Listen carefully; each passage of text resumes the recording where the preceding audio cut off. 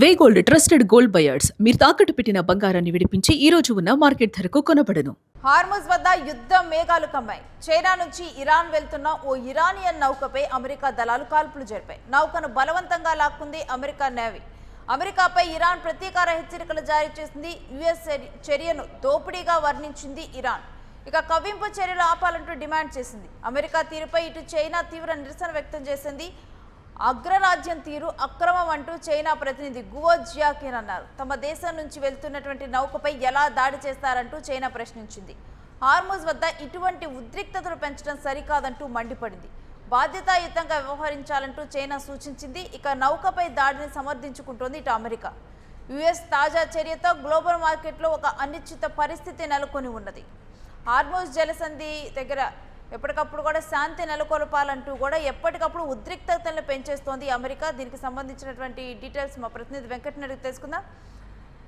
వెంకట్, ఇప్పుడు యుఎస్ చేస్తున్నటువంటి చర్యను ఇరాన్ అదేవిధంగా చైనా రెండు కూడా వ్యతిరేకిస్తూ ఉన్నాయి, నిరసన తెలుపుతూ ఉన్నాయి. పూర్తి డీటెయిల్స్ ఏంటి ఈ అంశం గురించి? రేణు, అంటే హార్ముజ్ జలసంధికి సంబంధించి ఇక్కడ అమెరికాదే ఎక్కువగా తప్పుగా కనపడుతుంది. ముందు నుంచి కూడా వాళ్ళు అనుసరిస్తున్నటువంటి వైఖరిపై అటు అంటే మామూలుగా గల్ఫ్ లో సంబంధం లేకుండా వాళ్ళు యుద్ధం మొదలుపెట్టిన తర్వాత చోటు చేసుకుంటున్నటువంటి పరిణామాలు, అలాగే శాంతి చర్చల తర్వాత ఏదైతే లెబనాన్ లో కాల్పుల విరమణ ఒప్పందం ఇవన్నీ కూడా అయిపోయిన తర్వాత అటు పాకిస్తాన్ ఆర్మీ చీఫ్ వెళ్ళి అంటే రెండు దేశాల మధ్య ఒప్పందం కుదర్చడం, ఆ తర్వాత హార్ముజ్ జలసంధిని మేము ఓపెన్ చేస్తామని ఇరాన్ ప్రకటించింది. అయినా సరే ఇక్కడ ఏదైతే అప్పుడు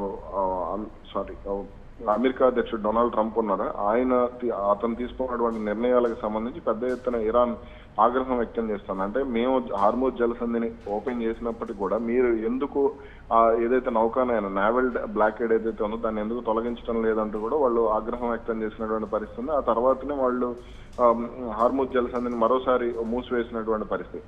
అయితే దీనికి సంబంధించి కనుక మనం చూసుకుంటే అంటే కొన్ని ఆ తర్వాత చోటు చేసుకున్నటువంటి పరిణామాలు, నిన్న భారత నౌకల మీద కాల్పులు జరపడం, అంతకు ఈ తరహా చర్యలు అయితే జరుగుతూ వస్తున్నాయి. అయితే నేడు జరిగినటువంటి టౌస్కా అనేటువంటి నౌక, ఇరానియన్ నౌక మీద గూడ్స్ తో వెళ్తున్నటువంటి నౌక మీద వాళ్ళు అమెరికన్ నేవీ దాడి చేయడం, అంతకుముందే 6 గంటల ముందు నుంచి మేము చెప్తున్నాము అక్కడికి రావద్దని చెప్పేసి, అయినా సరే ఇరాన్ ఏదైతే అధికారులు ఉన్నారో వాళ్ళు వినలేదు, ఆ షిప్ లో ఉన్నటువంటి పైలట్లు వినలేదు అనేది వాళ్ళ వాదన. అయితే దీనికి సంబంధించి అసలు మా జలాల్లో, మాకు అంతర్జాతీయ జలాల్లో మీ పెత్తనం ఏంటనేది వాళ్ళ ఆగ్రహం. కాబట్టి ఇది కొంత క్రమంగా ఉద్రిక్తలకు దారితీస్తున్నటువంటి పరిస్థితి. ఇక దీనికి సంబంధించి అటు చైనా కూడా జోక్యం చేసుకుంది. అంటే మా దగ్గర నుంచి వెళ్తున్నటువంటి నౌక మీద మీరు ఎలా అంటే దాడి చేస్తారు, మీరు ఎలా స్వాధీనం చేసుకుంటారు అంటూ కూడా చైనా రియాక్ట్ అయినటువంటి పరిస్థితి. ఇప్పటికే యుద్ధానికి సంబంధించి చైనా గానీ రష్యా గానీ వీళ్ళిద్దరూ కూడా అమెరికాకు వ్యతిరేకంగా ఇరాన్ కు అనుకూలంగా పనిచేస్తున్నారు, అవసరమైనటువంటి టెక్నాలజీ అందిస్తున్నారు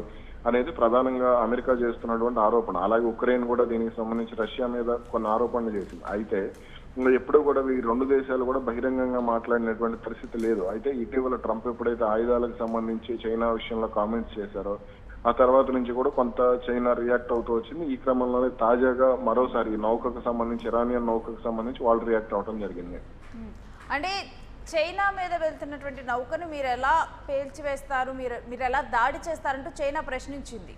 అవును, దీనికి సంబంధించి చైనా ఆగ్రహంగానే ఉంది. అయితే దీనికి అటు అంతర్జాతీయ న్యాయస్థానంలో కూడా అవసరమైతే మేము ఫిర్యాదు చేస్తాము, అలాగే ఐక్యరాజ్య సమితిలో కూడా మేము ఫిర్యాదు చేస్తాము. అంటే ఇప్పుడు హార్ముజ్ జలసంధి విషయంలో సమస్య ఉంటే మీరు హార్ముజ్ జలసంధిలో తేల్చుకోండి, అంతేగాని అంతర్జాతీయ జలాల్లో మీరెలా పెత్తనం చెలాయిస్తారు, ఆ అంతర్జాతీయ జలాల్లో మీకేంటి, గల్ఫ్ ఇప్పుడు మధ్యధరా సముద్రంలో కానీ ఎర్ర సముద్రంలో కానీ మీకు సంబంధం ఏంటి, పర్షియన్ గల్ఫ్ లో మీకేంటి సంబంధం అనే దానికి సంబంధించి వాళ్ళు ఆగ్రహం వ్యక్తం చేస్తున్నటువంటి పరిస్థితి ఉంది చైనా. కాబట్టి అలా ఒకవేళ ఇలాగే అమెరికా తమ దిగ్బంధనాన్ని కొనసాగిస్తే భవిష్యత్తులో కూడా అది అనవసరంగా మళ్ళీ చైనా యుద్ధంలోకి ఇన్వాల్వ్ కావటం, లేదా ఘర్షణలో చైనా జోక్యం చేసుకోవడం ఇవన్నీ కూడా జరిగేటువంటి అవకాశం ఉంటుంది. ఈ ప్రభావం క్రమంగా ఇటు మన దక్షిణాసియా దేశాల మీదనే కాకుండా అటు యూరోప్ కంట్రీస్ మీద కూడా తీవ్రంగా పడేటువంటి అవకాశం ఉంది. అందుకనే చైనా కూడా భవిష్యత్తులో దీనికి సంబంధించి కొంత దూకుడుగానే ముందుకు వెళ్లేటువంటి సంకేతాలు అయితే కనపడుతున్నాయి.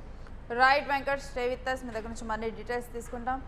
ఇక హార్ముజ్ జలసంధి వద్ద ఎన్ని ఒప్పందాలు కుదిరినా కానీ పరిస్థితి మాత్రం కుదుట పడినట్లయితే ఏ మాత్రం కూడా కనిపించడం లేదు. ఒకవైపు ఇరాన్ అక్కడ నౌకల మొత్తాన్ని కూడా అన్ని దేశాలకు సంబంధించినటువంటి నౌకల్ని పంపిస్తాము, మేము ఈ హార్ముజ్ జలసంధి క్లోజ్ చేయమని ఒప్పందం ప్రకారం అమెరికా చెప్పిన ఒప్పందం ప్రకారం ఓపెన్ చేసింది. ఆ తర్వాత ఇరాన్ అమెరికా చేసినటువంటి వ్యాఖ్యలు ఏదైతే ఉన్నాయో ట్రంప్ అంటే మేము ఇరాన్ నౌకల్ని ఇక్కడ నుంచి మేము పంపించము అని చెప్పి అమెరికా అనేసరికి మేమే పూర్తిగా క్లోజ్ చేస్తాం మీరు ఇలాంటి చర్యలు చేస్తే అంటూ ఇరాన్ హెచ్చరించింది. ఆ తర్వాత ఎప్పుడు కూడా భారత్ నౌకల్ని అలో చేసేటువంటి ఇరాన్ భారత్ నౌకల మీద దాడికి దిగింది. మరలా ఇప్పుడు చూస్తే హార్ముజ్ జలసంధిలో చైనా నుంచి వచ్చేటువంటి నౌకల మీద అమెరికా దాడి చేస్తుంది. ఈ రెండు అమెరికా అదేవిధంగా ఇరాన్ వీటి మధ్య ఉన్నటువంటి హార్ముజ్ జలసంధి మీద పై చేయి సాధించాలి అనేటువంటి కోరిక మిగిలిన దేశాల నుండి ఇబ్బంది పెడుతున్నటువంటి పరిస్థితులను చూస్తున్నాం. ఇక ఇప్పుడు చైనా అమెరికాకి వార్నింగ్ ఇచ్చింది, ఈ రకమైన చర్యలు మానుకోవాలి అంటూ కూడా అమెరికాని కోరటం జరిగింది, సూచనలు ఇచ్చింది.